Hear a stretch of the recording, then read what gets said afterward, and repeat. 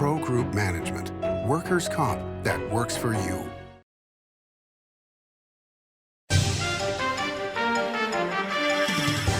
Welcome to Nevada Newsmakers. On the broadcast today, Josh Hicks joins us. He's a partner with McDonald Carano and former Chief of Staff to Governor Gibbons. Here for the whole show on all new Nevada Newsmakers. Big R is Northern Nevada's #1 Golden Fire wood pellet supplier. More heat, less ash, 100% natural, and no additives. And there's only one place that stocks this many wood pellets, and that's Big R in Sparks, Winnemucca, Fallon, Fernley, and Lovelock. A river of wood pellets at Big R. Forget the weather outside, there's a blizzard of points inside the Carson Valley Inn during the 15 million points giveaways. Drawings every Thursday and Saturday, including 4 1 million point winners guaranteed. And don't miss the 2 million point grand prize giveaways. It's the 15 million points giveaways at the Carson Valley Inn. As you know, Reno is booming. Toll's development company is helping it grow with insightful design and development, building community with every project, adding beauty, adding excitement, emphasizing our shared humanity. Reno is becoming bigger. Toll's development is helping it become better, more livable, more enjoyable. To learn more, go to tollsdevelopment.com. tollsdevelopment.com. Save money and take transit. Did you know you can ride the bus all day for less than what it would cost you for a gallon of gas? Plan your trip now by going to rtcwashoe.com. Pro Group Management offers workers' comp services to a growing number of industries. As businesses grow and change with the times, the need for a solid workers' comp program must be flexible and up to date. The evolving nature of regulations can make staying ahead of complex tasks challenging. But Pro Group Management simplifies the work so your industry can move forward and succeed. Pro Group Management. Workers' comp that works for you. This is Nevada Newsmakers with host Sam Shad, a no-holds-barred political forum. Now, from the Nevada Newsmakers broadcast headquarters, here is Sam Shad. And back on Nevada Newsmakers, we are always delighted to welcome back to the program Josh Hicks. He's a partner with McDonald Carano, former Chief of Staff to Governor Gibbons. Always a pleasure to have you back here on the program, sir. Thanks for having me, Sam. It's always great to be here. Thank you. So I want to start out with AI because this is the topic of the century. And the thing that concerns me the most is in political campaigns. And I mean, there's lots of other areas where it can be positive, negative, whatever. But in political campaigns where I'm constantly quoted things that people have said, and then I say, well, where did you hear that? Or where did you read that? And people go, I don't know. And now the idea that you can fake somebody's voice, you can fake somebody's visual, and that they can say something and it is completely untrue, scares the heck out of me.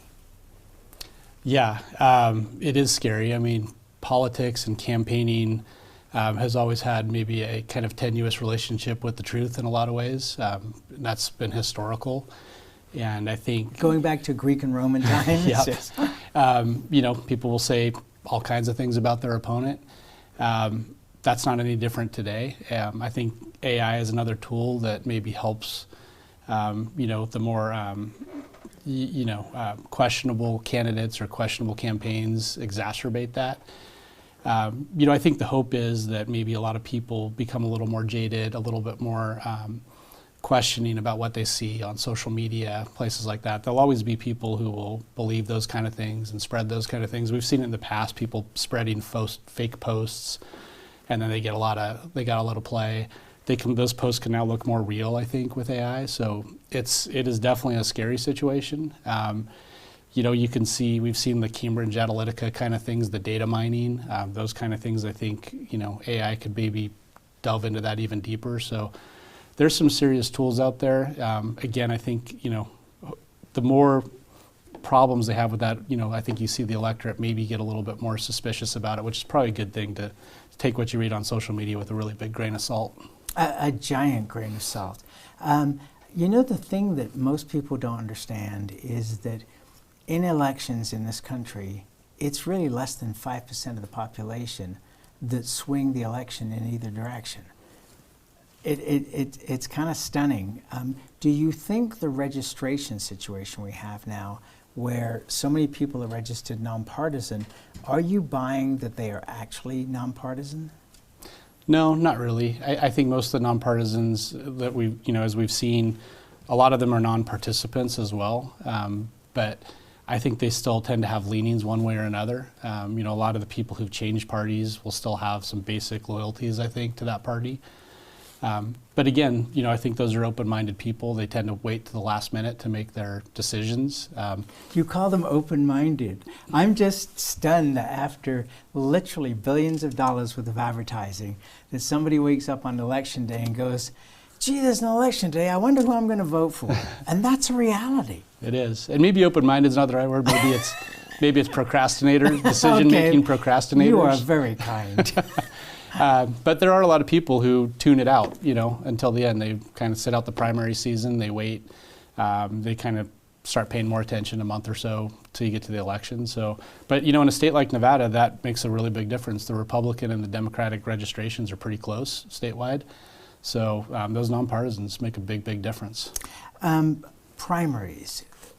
Is there any discussion behind the scenes of making primaries more important to the general public? Because we end up with the candidates we end up with because of the primary system, and if you're not far enough to the left or right, then you can end up not being the candidate when you might be the best candidate, but that's not the way the system works. No, it's not, and the parties like the closed primary system, I think, so they don't want to change that. There have been some efforts. Senator Keffer had an open primaries bill that really never saw the light of day when he was in the Senate. We've got the ballot question going right now that would create open primaries in a Final Five general. That's going to go to the voters, so that will be interesting to see where that goes. There have been different options floated around. Other states have open primaries, but it still comes down to voter participation, and you just tend to see a lot more of the more partisan comes out at the primaries, I think, no matter what. So it's always an issue, I think, no matter what kind of system you got. One of the concerns I have is that, to an extent, and I'm not sure which side it's going to affect most, is people staying home, that we could see a repeat of 2014. And I don't care which side the vote is, we're going to have a show anyway, no matter who the president is or whatever other office. But is that a concern amongst the people you talk to, that people are just so disillusioned with what's going on that they're going to stay home? I think that's kind of, there's a discussion out there, but I mean, what we've seen in Nevada in the past is presidential years, we don't really see people stay home. People tend to turn out. The presidential preference primary and the caucus had pretty good turnout. We've got a U.S. Senator on the ballot this year too, so I think that the turnout will be pretty significant, like it always is in presidential years. That year that you alluded to, 2014, that was a midterm year. So, those are typically lower turnout years than presidential years. So I suspect, of course, there's always that chance because, you've got two candidates at the top of the ticket, both who tend to have maybe not a lot of support for more moderate Republicans or moderate Democrats or even nonpartisans. So there's a chance they might sit it out, but I think most people get more energized in presidential years. The advertising is going to be dominating everything we see, and I think people are going to turn out. So I think we're going to have a good turnout year, a high turnout year. Despite the fact that we have presidential candidates of a senior age, that a lot of people are not satisfied with their choice. Right, but if that's the choice you get, I think people are going to want to say something. I mean, they can always vote none of these candidates, but every year I think we have unpopular candidates on the ballot that none of these candidates is going to do really well, and it never really does. So maybe that'll be a difference this year, but I still think people will vote, and they'll probably vote for which candidate they think will do the least harm from their perspective. Wow, what a way to run a country. Yeah. With both parties, it strikes me that we're seeing a repeat of what we saw in the somewhat distant past now, where people like Bob Dole ended up as a presidential candidate because it was his turn. Do you get the sense that that's where we are right now, is, you know, these two candidates are there because it's their turn? I think it somewhat seems that way. I mean, I think with Donald Trump, I mean, he's just has such a solid base block vote and has a lockdown on the money that I think, you know, he didn't really come up through the ranks. So I don't know if you could really say it's his turn, but he definitely has been president before and he wants to do it again. I think Joe Biden definitely is in the camp of it's his turn. It's traditional that presidents run for a second term. You know, he came up through the ranks very traditionally, vice president, U.S. senator, kind of followed that same path. So I'm sure there's a lot of people who would like him to not think it's his turn so that they could run, but that doesn't seem to be the case right now. It's a fascinating time in American politics. But really, if you look historically, not that different from the past. I mean, we tend to be so hyper-focused on what happened in the last couple of years, the last 10 years, whatever. But if you look back over the last 100 years, not so different. No, we've had plenty of, you know, very difficult, challenging presidential elections over the years. People saying terrible things about each other, very partisan. So yeah, it's a partisan time, but it's always been a partisan time in this country. It's probably rare that we have a nonpartisan situation. Well, and I think that's, you know, as I was joking earlier, you know, you go back to the earliest times of civilization. I mean, you know, with the caveman, it was whoever had the biggest club. And then in Roman and Greek times, you know, people were stabbing each other in the hallways. I mean, you know, we ourselves in this country went through a civil war. I mean, it's been bad before. Do you have concerns about the conventions, that we may see a repeat of what happened in 1968, and people can go Google 1968 Democratic Convention to see what I'm talking about? Do you have concerns that we may see levels of violence at the conventions? I don't know if I would see that. I mean, of course, I never thought we would see people storming the Capitol after an election either. So that was new. So I guess things are a little bit unpredictable. There doesn't seem to be, I mean, things seem to be lining up to have a Trump-Biden repeat without a lot of fighting about who the nominees are. So I'm not sure I would see that kind of risk of violence, but people have strong opinions, so you never know. If Trump was not the nominee, I might have a different answer for you. Do you see Nikki Haley as in any way a challenge to Donald Trump? I think it's going to be tough for her. Obviously, she's getting behind already in states, but I think her voice, you know, I think there's a lot of people who gravitate to her as an alternative to President Trump. So, you know, she's hanging in there. A lot of candidates would have quit by now. She just said the other day she's not going to. So she's got a long way to go, but if she can start picking up some states, she could pose a threat to him, I think. You know what's interesting to me is in talking to people off the record, behind the scenes, there are a lot of people that believe in Donald Trump's philosophies, especially business-wise and economy-wise, but not necessarily the bombast. But they have no other choice than to support him. Yeah, that's the idea. I mean, that's exactly what we had in our caucus in this state. We kind of left no choice but to support him the way the party set the rules up. So, what did you think about that? I thought it was unfortunate for the party. I thought the party ought to try to be more inclusive and letting people have more choices on candidates. So I thought it was just an unfortunate system. I thought it was confusing for the electorate to have a presidential preference primary and a caucus, and I think a lot of people right up to the end didn't understand what they were. They didn't understand if they could participate in both of them. And then of course the party rules made it impossible for a candidate like Nikki Haley to participate in the caucus and impossible to even get any delegates. So I think, you know, speaking to a lot of, you know, people I know who were Republicans, if they felt disenfranchised, they felt like they really didn't have much of a choice in this whole process because it was really kind of gamed to only let Trump get the delegates. But that's really no different than the political process as it has been for all time. You know, to where the system is gamed for one person or another. Well, that's probably true in some of the presidential, in the caucuses in particularly. I mean, the caucuses can definitely steer things toward preferred candidates. I think open primaries, or at least primaries that are run by the state, it's a little more difficult to game it, because anybody who's registered for that party can go vote. I would love an open primary. Open primary would be really interesting to see how that would work. I think a purple state like Nevada could really do well with a primary system like that. What do you think about ranked choice voting? Well, I think it's really only in place in one state, I think, is in Alaska, if I'm right. And, it does come with the open primaries, and then it comes with ranked choice. And there have been good and bad anecdotes about it. I think the idea of having 5 candidates and having voters rank all of them is going to work if the voters are paying attention and are educated. But hang on, which country are you talking about? That's why I said if.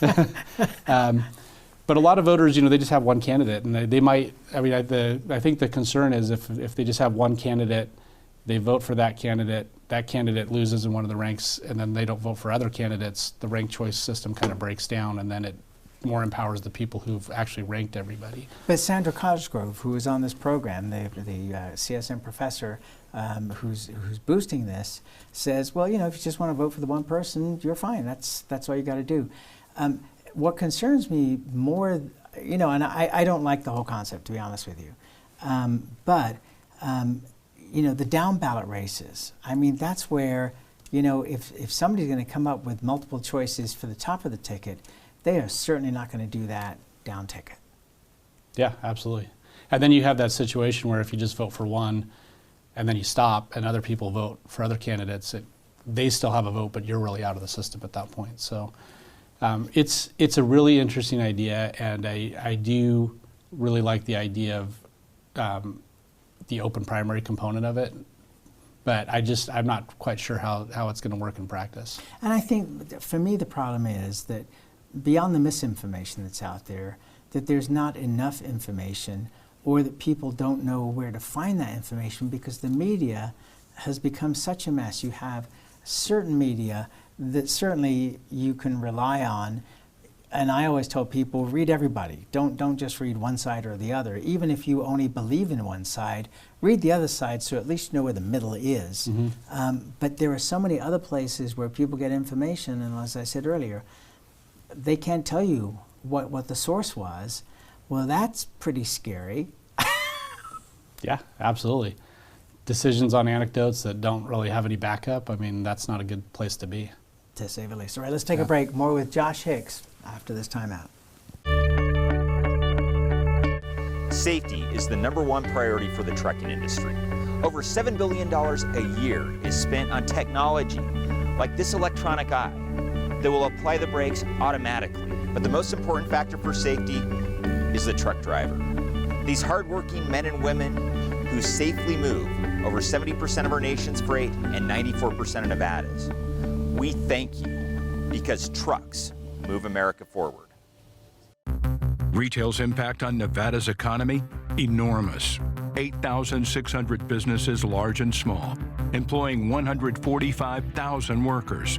And last fiscal year, retail paid tax on nearly $60 billion in sales. We're the Retail Association of Nevada. We support retail, we help it grow, and we mean business. RANNV.org. The Nevada Builders Alliance has been protecting the interests of the construction industry for over 50 years. Our programs save members thousands of dollars every year and allow them to provide much-needed benefits to their employees. Our industry also allows Nevada to grow. If you're thinking about a career in the construction industry, reach out. And if you haven't thought of a career in construction, what are you waiting for? We are the Nevada Builders Alliance. For 50 years, Nevada Heating has been keeping people comfortable in their homes. At Nevada Heating, call the Do It Right guys and get the heat back on today. Call us today and we'll fix it today. That's the Nevada Heating way. Why freeze for days on end when Nevada Heating can get your furnace fixed today?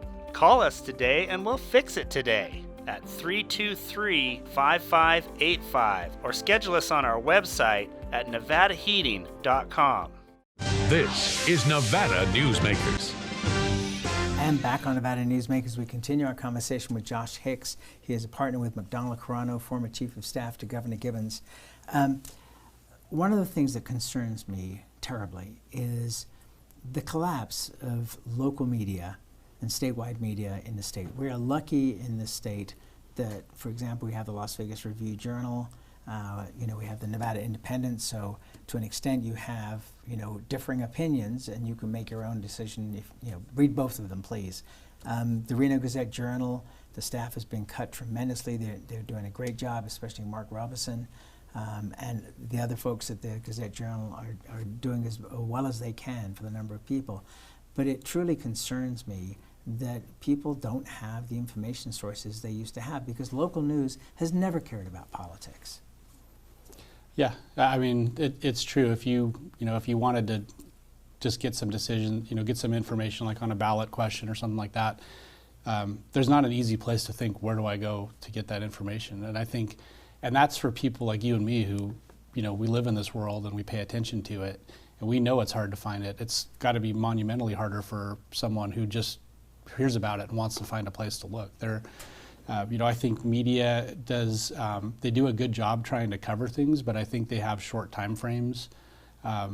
Reporters don't always have time to dive in, and some of these issues are not issues that you can really understand and I think write a thorough, objective, very packed full of information kind of article with like a 24-hour turnaround on them. They take a lot of time. 24 hours? Or whatever the TV turnaround news, is. Try 3-4 hours. 3-4 hours. It's not enough. If you were trying to, if the Nevada Supreme Court were to issue a decision on some legal nuance, asking a reporter to to report on that and the ramifications of it in a short time frame is just, it's not going to, there's just no way to do that. So I think those short time frames, the staffs that have been winnowed down, it just makes it very tough to find objective information.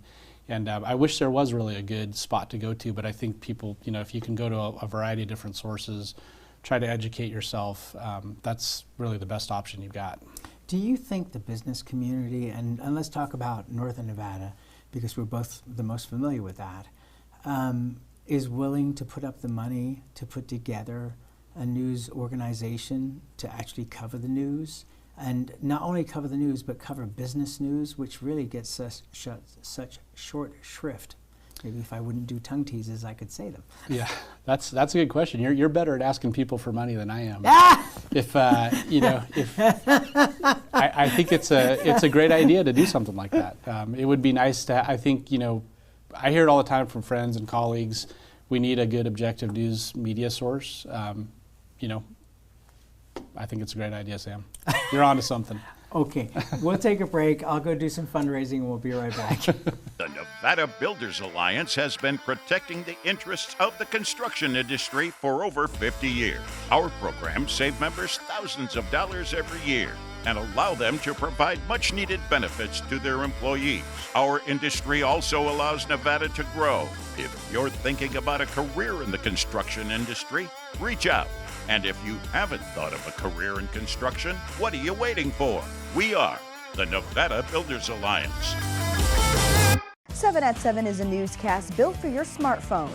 It's a 7-minute newscast available every weekday at 7 a.m. and 7 p.m. at lvrj.com. We don't waste your time, and we give you the day's top stories. We at the RJ have noticed some similarities between us and a certain BTS character, RJ. Plus the latest in Las Vegas business, weather, health, and entertainment news. 7 at 7 streaming now on your smartphone. Find your fortune during the $150,000 Lucky Fortune giveaways at Tamarack Casino. Cash and free play giveaways every Thursday and Saturday, including $5,000 cash guaranteed and $40,000 in grand finale giveaways. Your good times are at Tamarack Casino. Story County is leading Nevada. Home of the Tahoe Reno Industrial Center, Google, Tesla, Panasonic, and other world-leading companies. Story County provides thousands of tech, advanced manufacturing, and logistics careers for Nevadans. We're diversifying and driving Nevada's economy and generating millions in tax revenue and billions in economic activity across northern Nevada. Story County is leading Nevada's future. This is Nevada Newsmakers. And back on Nevada Newsmakers, we continue our conversation with Josh Hicks. He is partner with McDonald Carano, former Chief of Staff to Governor Gibbons. And from that perspective, give us the 1-minute version of where you think Joe Lombardo is doing as governor. I think Governor Lombardo is doing a great job. He's got challenging circumstances with a legislature that is stacked, on both houses against him. Governor Gibbons had that in 2009. He did not have that in 2007. When you have a split House, Republicans in one and Democrats in the other, it's a lot easier to work with both sides and get policies through. I think he's going to have a real challenge. I think there's no question of this next legislative session going into his re-election year in 2026 is going to be very political. It's going to be very much a fight. So he's got some challenges, and it's hard because he's got some really good ideas. His government efficiency plan that came out the other day, and it's something that he was talking about last session. Those are really good ideas, and they can make a big difference in this state. But the other party is going to have their own ideas too, and they're going to be different. To say the least, and that's where we have to leave it. Josh Hicks, always a pleasure to have you on the program, sir. Thanks, Sam. It's great to be here. Thank you, and we'll be right back. Imagine a magical garden that feeds Carson City's hungry and homeless, teaches our high school students agriculture, creates hanging floral displays to beautify downtown, and yet charges nothing. It's not magic. It's the Greenhouse Project. It's real. It's growing, and it needs your help. Go online to carsоncitygreenhouse.org so together we can grow it forward. What do you count on? You count on your power every day. At NV Energy, we've always powered what's important to you, but we're not looking at the past. We're focused on the future. While our standards are high, our rates will remain low. And our commitment to renewables isn't just meeting standards, but leading the way. Because you can count on more than just your power. You can count on the company who brings it to you. That's our promise. You can count on it. Carson Valley Inn, it's your place for the good times. Carson Valley Inn.